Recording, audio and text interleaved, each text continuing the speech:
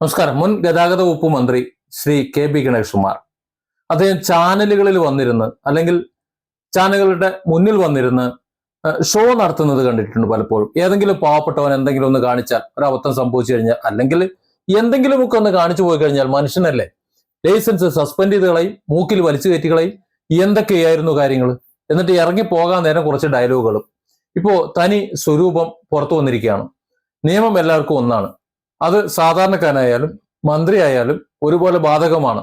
എന്നാൽ ഇത് പ്രസംഗിച്ച് നടക്കുന്നവർ അധികാരം കയ്യിലുള്ളപ്പോൾ എങ്ങനെയൊക്കെയാണ് അത് ദുരുപയോഗം ചെയ്യുന്നതെന്നും അവരുടെ യഥാർത്ഥ മുഖം എന്താണെന്നും പൊതുജനങ്ങൾക്ക് മുന്നിൽ ഒരിക്കൽ കൂടി തുറന്നു കാട്ടപ്പെട്ടിരിക്കുകയാണ്. ഇപ്പോൾ മുൻ ഗതാഗത മന്ത്രി ഗണേഷ് കുമാർ, ജനങ്ങളിൽ നിരാകരിക്കപ്പെട്ട തോറ്റ സ്ഥാനാർത്ഥി ശ്രീ ഗണേഷ് കുമാർ, അദ്ദേഹത്തെ ചുറ്റിപ്പറ്റി ഉയർന്നു വന്നിട്ടുള്ള ഡ്രൈവിംഗ് ലൈസൻസ് വിവാദവും അതിനെ സംബന്ധിച്ചിട്ടുള്ള അദ്ദേഹത്തിന്റെ പ്രസ്താവനകളും ഒക്കെ കാണുമ്പോൾ ഏതൊരു സാധാരണക്കാരന്റെയും ചോര തളച്ചു പോകും. നമ്മളൊരു കാര്യം ഓർമ്മിക്കണം. ഇതേ മാന്യദേഹം മന്ത്രി കസേരയിൽ ഇരുന്നപ്പോൾ എന്തൊക്കെയായിരുന്നു ഇവിടെ കാട്ടിക്കൂട്ടിയത്.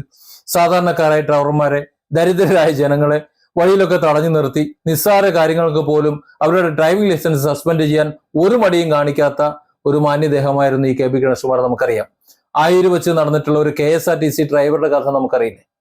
നല്ല പെരുംചൂട്, ആ ചൂടത്ത് വെള്ളം കുടിച്ചിട്ട് ആ കുപ്പി റോഡിലേക്ക് വലിച്ചെറിയാതെ ആ വാഹനത്തിൽ തന്നെ സൂക്ഷിച്ചതിന് അയാൾ ചെയ്തൊരു നല്ല കാര്യമാണ്. കുപ്പി പുറത്തേക്ക് വലിച്ചെറിഞ്ഞില്ല, പകരം അതവിടെ വെച്ചു. ഇനി അതല്ലെങ്കിൽ തൊട്ടടുത്ത് എവിടെന്നെങ്കിലും കുറച്ച് വെള്ളം എടുത്ത് വെക്കുകയും ചെയ്യാം.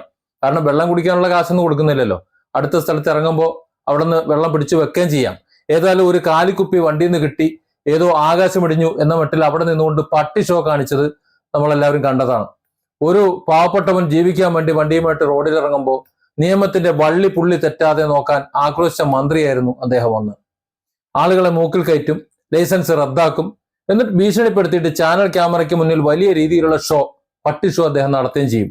ലൈസൻസ് കിട്ടിയെന്ന് കരുതി ആരും ആശ്വസിക്കേണ്ട, വിളിച്ചു വരുത്തി വണ്ടി ഓടിപ്പിക്കും. ഇനി മറ്റ് സംസ്ഥാനങ്ങളിൽ നിന്ന് ലൈസൻസ് എടുത്ത് വണ്ടി ഓടിച്ചു വരുന്നവരായാലും കേരളത്തിൽ വരുമ്പോൾ വണ്ടി ഓടിക്കണമെന്നുണ്ടെങ്കിൽ ഇവിടെ നമ്മൾ ടെസ്റ്റ് നടത്തും, HDക്കും 8Dക്കും. ഇതൊക്കെയായിരുന്നു പുകല്. ഇത് ഇന്ത്യ മഹാരാജ്യം എന്ന് പറയുന്നത് അതിന്റെ ഭാഗമല്ലേ ഈ കേരളം എന്ന് പറയുന്നത്. ഈ മന്ത്രിയുടെ ഏറ്റവും വലിയൊരു പരിഷ്കാരം എന്ന് പറഞ്ഞാൽ വിവരമില്ലായ്മ, അങ്ങേറ്റം എന്താ പറയാ, കഴിവില്ലായ്മയാണ്. അതിന്റെ ഒന്നാമത്തെ തെളിവാണ് ഡ്രൈവിംഗ് ലൈസൻസും ഈ വണ്ടിന്റെ RCയും പ്രിന്റ് എടുത്ത് കിട്ടാതിരുന്നത്. നല്ല കാർഡ് നമുക്കറിയാം. പുറത്ത് സംസ്ഥാനങ്ങളിലേക്ക് പോയി കഴിഞ്ഞാൽ, അല്ലെങ്കിൽ ഇന്ത്യൻ ലൈസൻസും ഒക്കെ ചില രാജ്യങ്ങളിൽ പോലും വാലിഡ് ആണ്. അവിടെ ഇവിടെ ഫോട്ടോസ്റ്റാറ്റ് അടിച്ച് ഇങ്ങനെ ലാമിനേഷൻ ചെയ്തത് കൊണ്ടുവന്ന് കാണിച്ചു കഴിഞ്ഞാൽ നാണക്കേടല്ലേ.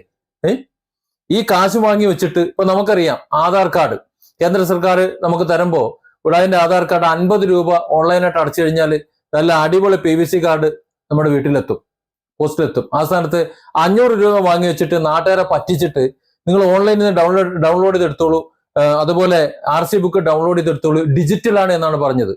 നമ്മൾ എന്തോ ഒരു സൗകര്യം ചെയ്തു തരാണ്, ഞങ്ങൾ പ്രൊഫഷണൽ ആയി ഡിജിറ്റൽ ആയി എന്നാണ് പറയുന്നത്. കഴിവുകളാണെന്ന് ചിന്തിക്കുന്നില്ല. ജനവിധ പൊട്ടന്മാരാണെന്നാണ് കരുതിയേക്കുന്നത്. അതായത് ജനം അടച്ചിട്ടുള്ള RCക്കും ലൈസൻസിന് വേണ്ടി ജനം അടിച്ചിട്ടുള്ള പണം എടുത്ത് പുട്ടടിച്ചു, അല്ലെങ്കിൽ വകമാറ്റി ചെലവഴിച്ചു, മറ്റെന്തെങ്കിലും ചെയ്തു. എന്നിട്ട് അത് കൊടുക്കേണ്ട സ്ഥാനത്ത് ഡിജിറ്റലാണ്, നമ്മൾ ഡിജിറ്റലാണെന്ന്. അല്ല, ഞാൻ ചോദിക്കട്ടെ, കേരളത്തിന് പുറത്തേക്ക് ആരും പോകൂലേ? ഇന്റർനെറ്റ് ഇല്ലാത്ത അല്ലെങ്കിൽ സ്മാർട്ട് ഫോൺ ഉപയോഗിക്കാത്ത ആർക്കും ലൈസൻസും RC ബുക്കും ഒന്നും വേണ്ടേ? അല്ല, വേണ്ട. എനിക്കറിയാത്തോണ്ട് ചോദിക്കാണ്. പുറത്തേക്ക് പോയി കഴിഞ്ഞാൽ, ഇപ്പൊ കേരളത്തിന് പുറത്തേക്ക് പോയി കഴിഞ്ഞാൽ പണ്ട് ഗുദാമിൽ അവിടെ ഇവിടേക്കാണ് ചെല്ലുന്നത്. അവിടെ ഇന്റർനെറ്റ് ഒന്നും ഇല്ല, അവിടെ വൈഫൈയും കാര്യങ്ങളും ഇല്ല, അവിടെ മൊബൈൽ നോലിന് റേഞ്ച് ഇല്ലാത്ത സ്ഥലങ്ങള്. അവിടെ ഒരു ചെക്കിങ് പിടിച്ചു കഴിഞ്ഞാൽ എന്ത് ഡാഷ് എടുത്ത് കൊടുക്കും എന്നാണ് പറയുന്നത്. ചുരുക്കം പറഞ്ഞാൽ ഈ ആ കഴിവുകേടിനെ ഡിജിറ്റലിന്റെ തലയിൽ കൊണ്ടുവച്ചു. അതാണ് അന്താരാഷ്ട്ര നിലവാരത്തിലേക്ക് ഉയർത്തിയിട്ടുള്ള ലൈസൻസ് എന്ന് പറയുന്നത്. എല്ലാം ഡിജിറ്റൽ. അതൊരു വലിയ അഭിമാനം പോലെയാണ് പറഞ്ഞിരുന്നത്. സത്യത്തിൽ അതൊരു കഴിവുകേടായിരുന്നു എന്ന് ബോധമുള്ളവർക്ക് അപ്പൊ തന്നെ മനസ്സിലായിട്ടുണ്ട്. കേരളത്തിലെ ലൈസൻസ് അന്താരാഷ്ട്ര നിലവാരത്തിലേക്ക് ഉയർത്തും എന്നൊക്കെ പറഞ്ഞിട്ട് പാവപ്പെട്ടവന്റെ ഡ്രൈവിംഗ് സ്കൂൾ തൊഴിലാളികളെയും സാധാരണക്കാരെ മാസങ്ങളോളം ഇട്ട് ബുദ്ധിമുട്ടിച്ച ആളാണ് ഈ മുൻ മന്ത്രി എന്ന് പറയുന്നത്. ഒന്നും നമ്മൾ മറന്നിട്ടൊന്നുമില്ല. അധികാരത്തിന്റെ ഹുങ്കില് സാധാരണക്കാരനെ ശ്വാസം മുട്ടിച്ച മുൻ മന്ത്രിക്ക് ജനങ്ങൾ തെരഞ്ഞെടുപ്പിൽ കൃത്യമായ മറുപടി നൽകിയതും അതുകൊണ്ടാണ്. നമുക്ക് നിയമമൊക്കെ നടപ്പിലാക്കണം, പക്ഷെ അതിനാവശ്യമായ റോഡുകൾ വേണം. ഇവിടെ റോഡുകൾ ഇത്രയധികം ഗതാഗത തിരക്കുള്ളപ്പോ സഞ്ചരിക്കാൻ റോഡുകളുണ്ടോ? റോഡ് നിയമങ്ങൾ പാലിച്ചുകൊണ്ട് വണ്ടി ഓടിക്കാൻ പറ്റുമോ? റോഡിൽ വരകൾ ഇട്ടിട്ടുണ്ട്. ആ വരകൾ പാലിച്ചുകൊണ്ട് വണ്ടി ഓടിക്കണമെന്നുണ്ടെങ്കിൽ ഒരു 50 കിലോമീറ്റർ പോകാൻ വേണ്ടിയിട്ട് എത്ര ടൈം എടുക്കും? സെൻട്രൽ ലൈന് നീണ്ട വര ഇട്ടിട്ടുണ്ടെങ്കിൽ അത് മറികടക്കാൻ പാടില്ല എന്നുണ്ടെങ്കിൽ തൊട്ട് മുന്നിൽ ഒരു കണ്ടെയ്നറോ അല്ലെങ്കിൽ 2 കണ്ടെയ്നർ ലോറികളോ വരിയായി പോയി കഴിഞ്ഞാൽ ഇപ്പുറത്ത് നിന്നവന്റെ ആപ്പീസ് പൊട്ടൂലെ, കയറി പോകാൻ പറ്റുമോ ഈ വര തീരാതെ? ആ വര തീരുമ്പോഴായിരിക്കും മറുഭാഗത്തു നിന്ന് 1-2 വണ്ടി വരുന്നത്, പിന്നെ അവിടെയും കയറാൻ പറ്റൂല. അപ്പോ ഈ മന്ത്രിമാരെയൊക്കെ സംബന്ധിച്ചിടത്തോളം അല്ലെങ്കിൽ ജനപ്രതിനിധികളെ സംബന്ധിച്ചിടത്തോളം അവർക്ക് ഒരു തേങ്ങാപ്പിണ്ണാക്കം വരാനില്ല. കാരണം അവർക്ക് പോലീസുകാർ വഴികാട്ടും, അവർക്ക് എന്ത് തോന്നിയ ദിവസം കാണിക്കാൻ നമുക്കറിയില്ല. ഇപ്പൊ കഴിഞ്ഞ ഭരണകാലത്ത് മുഖ്യമന്ത്രിയുടെ വാഹനം പോയപ്പോ സകല നിയമവും തെറ്റിച്ചുകൊണ്ട് റോഡിന്റെ നടുക്ക് ഒരു നിയമം പാലിച്ചുകൊണ്ട് ഒരു പെണ്ണ് അവർ സ്കൂട്ടറിൽ ഇൻഡിക്കേറ്റർ ഇട്ട് റൈറ്റിക്ക് തിരിഞ്ഞപ്പോൾ അതിന്റെ ബേക്കിൽ കൊണ്ടുവന്ന് ചവിട്ടി, പിന്നെ പടപടയെന്ന് ഒരു 10-16 വണ്ടികളിട്ട് ഇടിച്ച് നാശമായത് കണ്ടു. ഫുള്ള് ട്രാഫിക് വയലേഷൻ ആയിരുന്നു. അതായത് അവർക്ക് എന്ത് തോന്നിയ ദിവസം കാണിക്കാം. ഇവിടെ സാധാരണക്കാർ പാവങ്ങൾ മാത്രമാണ് സഞ്ചരിക്കാൻ കഴിയാത്തത്. ട്രാഫിക് നിയമങ്ങൾ പാലിക്കണം, കർശനമായി പാലിക്കണം എന്ന് പറയുമ്പോൾ അത് പാലിച്ചു പോകാനുള്ള സംവിധാനം കൂടി, പൊതുനിരത്തുകൾ കൂടി ഈ പൊതുമരാമത്ത് വകുപ്പും സർക്കാർ ഉണ്ടാക്കണം. എന്നിട്ട് വേണം അത് പറയാൻ. അല്ലാതെ ഒരു സൗകര്യം ഉണ്ടാക്കാതെ നിയമങ്ങൾ ഉണ്ടാക്കി വെച്ചിട്ട് ആ നിയമങ്ങൾ പാലിക്കണമെന്ന് പറയുമ്പോൾ എങ്ങനെ പാലിക്കണമെന്നാണ് പറയുന്നത്? ഇതൊക്കെ കൊണ്ട് തന്നെയാണ് കഴിഞ്ഞ സർക്കാരിന് കൃത്യമായ മറുപടി കൊടുത്തതും അതിന്റെ ഭാഗമായിട്ട് പത്തനാപുരത്ത് നിന്ന് ജനമധ്യത്തിൽ നിൽക്കുമ്പോഴും അദ്ദേഹത്തിന്റെ അഹങ്കാരത്തിന് അടി കൊടുത്തുകൊണ്ട് അദ്ദേഹത്തെ വീട്ടിലിരുത്തിയതും. എന്നാൽ ഇന്ന് നമ്മൾ അറിയുന്ന വാർത്ത എന്താണ്? അന്യന്റെ കണ്ണിലെ കരട് ചെയ്യാൻ നടന്നിട്ടുള്ള ഈ മാന്യദേഹത്തിന്റെ കണ്ണിൽ ഒരു വലിയ കോൾ തന്നെ ഉണ്ട് എന്ന നിയമ സംവിധാനങ്ങൾ കണ്ടെത്തിയിരിക്കുകയാണ്. പ്രായപൂർത്തിയാകുന്നതിന് മുമ്പ്, അതായത് ഗിയറുള്ള വാഹനം ഓടിക്കാൻ നിയമപ്രകാരം 18 വയസ്സ് തികയേണ്ട സ്ഥാനത്ത് വെറും 17 വയസ്സും 8 മാസവും മാത്രം പ്രായമുള്ളപ്പോൾ കള്ളത്തരം കാണിച്ച് ലൈസൻസ് ഒപ്പിച്ചെടുത്തു എന്നാണ് മോട്ടോർ വാഹന വകുപ്പിന്റെ പരിശോധനയിൽ ഇപ്പോൾ കണ്ടെത്തിയിരിക്കുന്നത്. സാധാരണക്കാരനെ നിയമം പിടിപ്പിക്കാമെന്ന അച്ചടക്കത്തിന്റെ മൂർത്തിഭാവമായിട്ടുള്ള മുൻ മന്ത്രി KB ഗണേഷ് കുമാർ അദ്ദേഹത്തിന്റെ കൗമാര പ്രായത്തിൽ തന്നെ നിയമം ലംഘിച്ചിട്ടാണ് ലൈസൻസ് നേടിയത് എന്ന് തെളിയാണ്. ഇത്രയും കാലം ഈ കള്ളത്തരം ഒളിപ്പിച്ചു വെച്ചു. സാരഥി സോഫ്റ്റ്വെയറിലടക്കം സ്വാധീനം ഉപയോഗിച്ചിട്ട് മാറ്റങ്ങൾ വരുത്തുകയും ചെയ്തു എന്നാണ് ആരോപണം. ഒന്ന് ആലോചിച്ച് നോക്കൂ, വലിയ നാണക്കേട്. ഈ നാണക്കേട് കള്ളത്തരം പുറത്തു വന്നപ്പോൾ അദ്ദേഹം കാണിക്കുന്ന അഹങ്കാരമാണ്.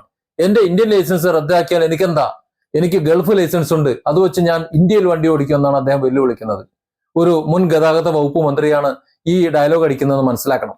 ഇന്ത്യൻ പൗരനായ ഒരാൾക്ക് നാട്ടിൽ നിയമപരമായി വണ്ടി ഓടിക്കണമെങ്കിൽ വാലിഡായ ഇന്ത്യൻ ഡ്രൈവിംഗ് ലൈസൻസ് വേണമെന്ന അടിസ്ഥാന നിയമം പോലും വളച്ചൊടിച്ച് ജനങ്ങളെ തെറ്റിദ്ധരിപ്പിക്കാനാണ് അദ്ദേഹം നോക്കുന്നത്. ഓക്കെ, അദ്ദേഹം പുറത്തെ ഒരു പൗരനാണ് എന്നുണ്ടെങ്കിൽ, അവർക്ക് അവിടെ ഇന്റർനാഷണൽ ലൈസൻസ് ഉണ്ടെന്നുണ്ടെങ്കിൽ, ഇവിടെ ലിമിറ്റഡ് സമയത്തേക്കാണ് അവർ ഡ്രൈവ് ചെയ്യുന്നത്, അവർക്ക് ഇന്ത്യ സർക്കാർ അനുമതി കൊടുക്കും. അത് ഇന്ത്യയുടെ ലൈസൻസ് വെച്ചുകൊണ്ട് മറ്റു രാജ്യങ്ങളും അനുമതി കൊടുക്കുന്നുണ്ട്. പക്ഷെ അവിടുത്തെ ഒരു സിറ്റിസൺ ആണ് ഇവിടെ വന്നിട്ട് ഇന്ത്യൻ ലൈസൻസ് എടുത്തിട്ട് ഞങ്ങൾക്ക് ഇന്ത്യൻ ലൈസൻസ് ഉണ്ടെന്ന് പറഞ്ഞിട്ട് കാര്യമുണ്ടോ? അതുപോലെ ഇന്ത്യക്കാരനാണ്, മലയാളിയാണ്, ഈ ഇന്ത്യൻ പാസ്പോർട്ട് കൊണ്ട് നടക്കുന്ന ആളാണ് KB ഗണേഷ് കുമാർ എന്നാണ് ഞാൻ മനസ്സിലാക്കുന്നത്. അങ്ങനെയുള്ള ഒരാൾ ഇങ്ങനെ വർത്തമാനം പറയുമ്പോൾ സത്യത്തിൽ നിയമവിരുദ്ധമായിട്ടല്ലേ, മറ്റുള്ളവരെ തെറ്റിദ്ധരിപ്പിക്കുകയല്ലേ ചെയ്യുന്നത്. ഇത് എക്സ് മന്ത്രി ചെയ്യുമ്പോൾ ഒരു സാങ്കേതിക പിഴവ്, പാവപ്പെട്ട സാധാരണക്കാരൻ റോഡിറങ്ങുമ്പോൾ അവൻ ക്രിമിനൽ. ഇതാണോ തമ്പ്രാക്കന്മാരുടെ നീതി എന്ന് പറയുന്നത്? അധികാരത്തിന്റെ തിമിരം ബാധിച്ച ക്യാമറകൾക്ക് മുന്നിൽ അട്ടഹസിക്കുകയും ജനങ്ങളെ ഭീഷണിപ്പെടുത്തുകയും ചെയ്ത മുൻമന്ത്രി KB ഗണേഷ് കുമാർ സ്വന്തം തട്ടിപ്പുകൾ പുറത്താവുമ്പോൾ ഇങ്ങനെ മുമ്പോ പിമ്പോ നോക്കാതെ വിളിച്ചു പറയുന്നത് ജനങ്ങളോടുള്ള വെല്ലുവിളിയാണ്. ക്യാമറയ്ക്ക് മുന്നിലെ ഈ ഇരട്ടത്താപ്പും അഹങ്കാരവും ഒക്കെ ജനാധിപത്യ കേരളം വെച്ച് പൊറുപ്പിക്കൊന്നുമില്ല. ജനങ്ങൾ നിയമസഭയിൽ നിന്ന് തോൽപ്പിച്ച് വീട്ടിലേക്ക് പറഞ്ഞു വിട്ടതുപോലെ ഈ അഹങ്കാരത്തിന് അർഹമായ മറുപടി ജനങ്ങളെ കൊണ്ട് പറയിപ്പിക്കരുത്. നിയമലംഘനം നടത്തിയവർ എത്ര ഉന്നതരായാലും, ഇനി മുൻമന്ത്രി ആയാലും, ഇനി XMLA ആയാലും, അതിന് കീഴോട്ടുപെട്ടുകാരായാലും ആരായാലും അവർക്കെതിരെ കർശനമായ നടപടി സ്വീകരിക്കാൻ അധികാരികൾ തയ്യാറാകണം. സാധാരണക്കാരനെ പിഴിയാൻ കാണിക്കുന്ന ഇതേ ആവേശം സ്വന്തം പ്രായം മറച്ചു വെച്ച് ലൈസൻസ് എടുത്ത ഈ മുൻ മന്ത്രിക്കെതിരെയും കാണിക്കാൻ മോട്ടോർ വാഹന വകുപ്പ് തയ്യാറാകണം. ആ ലൈസൻസിൽ ഇരിക്കുന്ന പേര്, അതിന്റെ മേൽവിലാസം, ഇതൊക്കെ അങ്ങനെ വന്നു എന്നും പരിശോധിക്കണം. ചുരുക്കം പറഞ്ഞാൽ മുഴുവൻ തട്ടിപ്പ്, മുഴുവൻ ആ ഒരു മാടമ്പിത്തരം കാണിച്ചുകൊണ്ട് ഉദ്യോഗസ്ഥരെ വരട്ടിക്കൊണ്ട് എഴുതി ചേർത്തത്. സ്വന്തം വകുപ്പാകുമ്പോൾ എന്തും എങ്ങനെയും ആവാമല്ലോ. പക്ഷെ അമ്മാവന് അടുപ്പിലും ആകാം എന്നുള്ളത് കേരളത്തിൽ അധികകാലം വെച്ച് ഉറപ്പിക്കാൻ കഴിയില്ല. എങ്ങനെയായാലും അത് മാന്തി പുറത്തു വരും. അത് തന്നെയാണ് ഇപ്പോൾ വന്ന് നാണം കെട്ട് നാറാണക്കല്ലിളകി ന്യായീകരിക്കാൻ വേണ്ടി ഉളുപ്പില്ലാതെ ഇരിക്കേണ്ടി വരുന്നത്. Different angles. Don't forget to subscribe and support this channel.